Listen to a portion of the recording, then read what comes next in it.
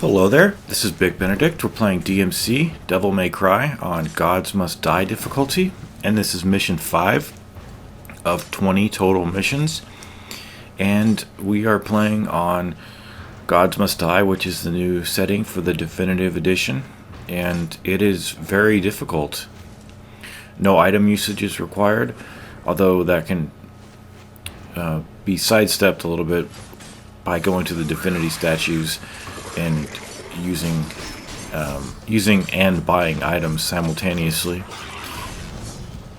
However, so we're past mission 4, which is the tough one, and don't worry, the Super Dante is off. If it were on, I would have the Devil Trigger bar maxed off, but maxed out. Excuse me. And we have turbo mode on, and the game is looking great. I like this chapter. These videos will all be rendered in 60 frames per second, so you can enjoy that as well. And I'm premiering this weapon a little bit more. I didn't use it that much in my main campaign, but it is a lot better. I like the definitive edition, if I can fucking say it. I like it because you're not mandated to using certain weapons on certain enemies. Like with the witch, you'd have to use the angel arms, and with the demons, you'd have to use the demon arms. And it wasn't so bad using the demon arms for me, but I not really liked. I like the look of the Osiris. I just don't like that it's not very strong, and it's just not a weapon that I find very suitable to use. Although to get it stronger, all you do is, to get the buff, to get the equivalent of the buff. What am I saying? To get a strength equivalent buff with this weapon, you simply attack until the thing is powered up, and you'll see it glow, and you can judge the strength of it by if it has that little tint on it, that glow. Not tint, but it'll have a different aspect to it. It'll be glowing a little bit like gold, motherfucker.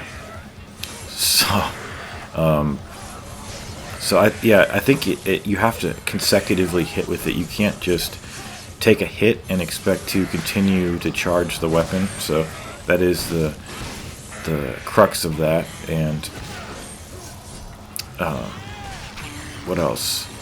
It's basically, it has a lot of the combos, like a lot of the combos for the Osiris and the Aquila have the same button inputs that the demon arms do. For instance, with the Osiris, there's a triangle, triangle, pause, triangle, triangle, triangle attack, just the same way there is with the Aquila and with the I think that's it. I don't think there's any demon arms that have that.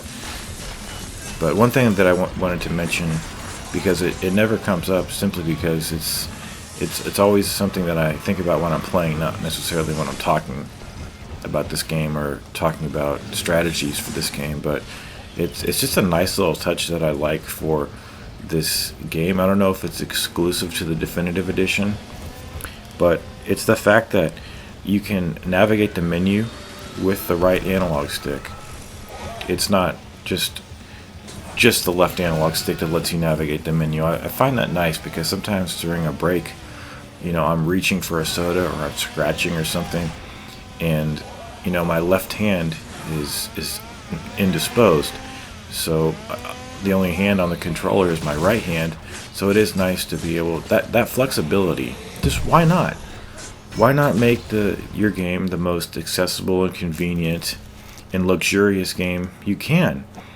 Don't pull a shitty stunt like the Evil Within and don't let people have full control of the axes. That's bullshit, motherfucker. But it's one of those nice little touches that I really like and appreciate. But this game basically has everything for me, and I hope it has as many things for you as you like too. I mean, the thing that would make this game perfect would be the ability to adjust the level of sensitivity for the look, you know, this commentary isn't going very well, but I'm going to keep it because it's pretty good so far. Well, the right analog stick is for looking. It's not for moving, so that's what I meant. But I don't think that they could optimize their game enough to allow for faster surveying of their world. I just don't think it was possible for them.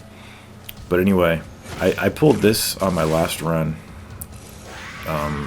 What I did was I pulled both of these guys into the chasm with myself, but I decided this time to pull one into the chasm and then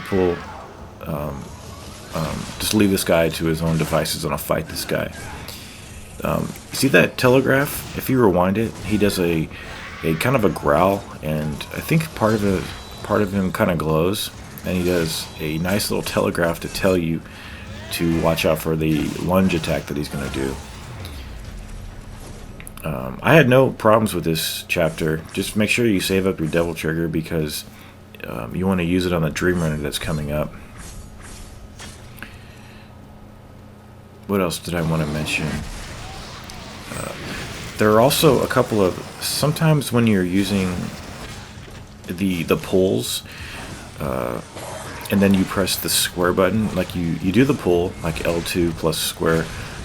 If you press the square button right before, like if you press square right before you're supposed to press square, he does or maybe right when you're supposed to press it. I have to double check the menu.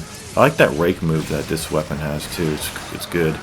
It's good for launching, but you can't launch double triggered enemies with the Osiris's rake move. But I do like those I guess you'd call them perfect pulls, because what happens is you get a little close up of Dante in a small little cutscene, sort of. Okay, so here's the weapon fully charged. You see how it was glowing right there?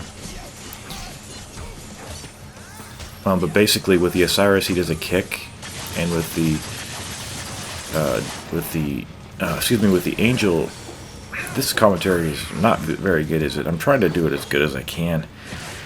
We've got a Dream Runner coming in a couple of Stygians, so definitely bust out the Devil Trigger for this guy and take him out as quickly as you can, because he's the biggest threat, obviously, in that little group of enemies. So basically what I was trying to say there in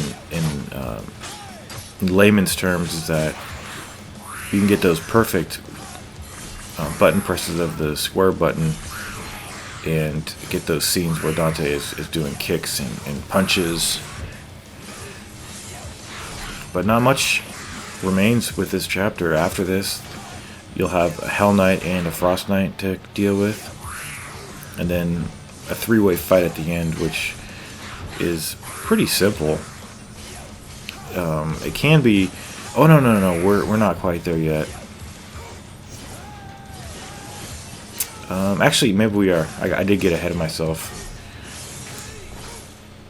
But one thing that I find really annoying in this game is combinations of enemies that are flying and grounded enemies.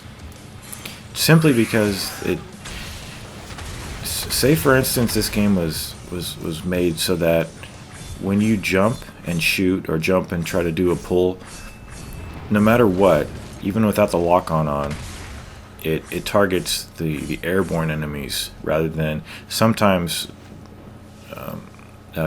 targeting the ground-based foes. If it were like that, then I wouldn't have the complaint that I'm about to voice. But basically, I think with the lock-on as it is,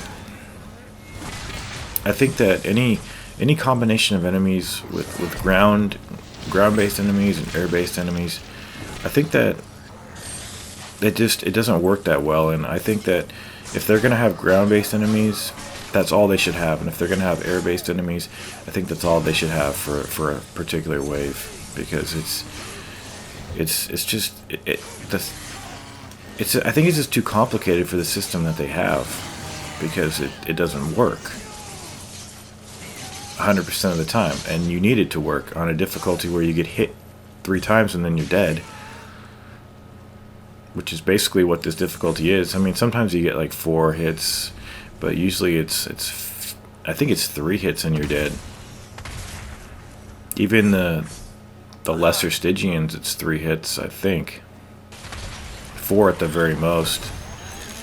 Okay, so this wave, see, this is the wave that I was referring to. I mean, thinking about it in my head when I said that they should just divide the enemies up, because you've got chainsaw guys coming at you, and then you've got these guys.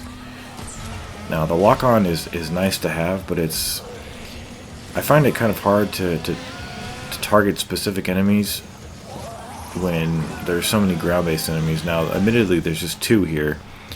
And sometimes the bombs that these Bathos enemies throw do a lot of friendly fire to these enemies and take them down pretty quick, but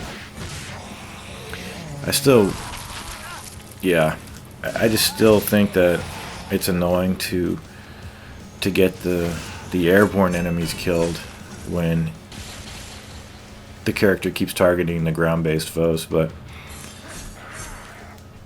I don't know, maybe that was something that they thought, but maybe thought it was too easy or too boring or not diverse enough. But anyway, this is wave 2 of 3, and until you get to the end, you don't get any saves. So this is probably 10 lesser Stygians right here, and then we'll have, for the final wave, 2 Medusas and 1 Tyrant. So what you want to do in the final wave is lure the Medusas close to you and keep the Tyrant on the opposite side of this arena. It's pretty damn simple. So for these guys, the drive works exceedingly well here. It works better than the shotgun.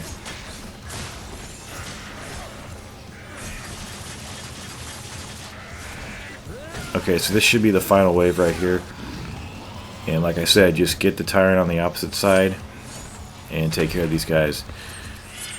To down the Harpies, it's best to use the shotgun, and if they're hovering over an abyss and you cause them to fall, you're likely to get an environmental kill if everything works out well. Hopefully it will. I'm a little wary of doing the air attacks on these guys, having latched onto them, just because of that anti-air attack that they have. But they do it less frequently on this definitive edition per the changelog's written description. But anyway, here comes the Tyrant, and just get your evades. You don't have to get a perfect evade to earn the right to tug him down with the angel arms. You always get it the first time he charges you. You can also get a perfect evade on the body slam that he does, which I think he does right here.